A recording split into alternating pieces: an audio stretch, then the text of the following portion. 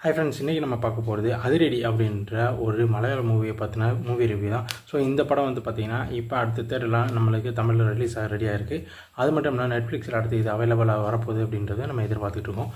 So இந்த படத்தை movie review என்ன அப்படின்னா, அதாவது காலேஜில் படிக்கிற ஒரு பையன், அந்த காலேஜில் ரொம்ப நாளாக வந்து பார்த்திங்கன்னா கல்ச்சரல்ஸ் நடக்காமல் நிற்கிது. ஸோ அது ஏன் நடக்கலை அப்படின்னா, கொஞ்ச நாளைக்கு முன்னாடி அவனோட அண்ணனால் தான் அந்த பிரச்சனை நடக்குது ஆயிடுச்சு. இது ஒரு பெரிய ப்ராப்ளம் இருக்குது. ஸோ அதனால் அதுலேருந்து கல்ச்சரல்ஸ் எதுவுமே நடக்காமல் நிற்கிது அப்படின்றது கண்டுபிடிக்கிறாங்க.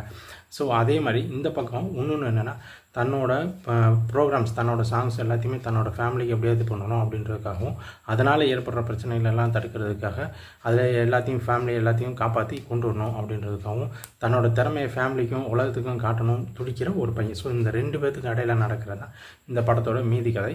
ஸோ இதில் என்னென்னா, ஒரு காலேஜில் படிக்கிற பையனுக்கும் இந்த இன்னொரு ஆளுக்கும் என்ன மாதிரியான கனெக்ஷன், இவங்க 2 பேரும் சந்திச்சுக்கும் போது ஒரு சில பிரச்சனைகள் நடக்குது. அது எந்த மாதிரியான பிரச்சனைகள் நடக்குது, அது ஏன் நடக்குது, அது எப்படிலாம் இவங்க கிளியர் பண்ணுறாங்க அப்படின்றதான் படத்தோட மீதி கதை இருக்குது. படத்தோட கதையை பொறுத்தளவில் ஒரு சின்ன சிம்பிளான லைனாக இருந்தாலும் அது வந்து சொல்கிறதுக்காக டேரக்டர் ரொம்ப மெனக்கெட்டுருக்காரு அப்படின்னு தான் சொல்லணும். அது மட்டும் இல்லாமல் இவங்க வந்து ஒவ்வொரு சீன் பை சீன்ஸ்லையும் வந்து அடுத்து என்ன நடக்க போகுது அப்படின்றத எதிர்பார்க்குறதுக்கு ஃபஸ்ட் ஹாஃப் ஃபுல்லாமே சூப்பராக கொண்டு போயிருக்காங்க. செகண்ட் ஹாஃபில் வந்து கொஞ்சம் லேக் பண்ணாலும் கிளைமேக்ஸும் கொஞ்சம் லேக் ஆகிருக்குன்னு தான் சொல்லணும். பட் ஃபஸ்ட் ஹாஃபில் இருந்து எல்லாமே விறுவிறுப்பாக கொண்டு போன இவங்க வந்து கொஞ்சம் செகண்ட் ஹாஃப்லேயும் கொஞ்சம் கான்சன்ட்ரேஷன் பண்ணியிருக்கலாம் அப்படின்னு தெரியுது.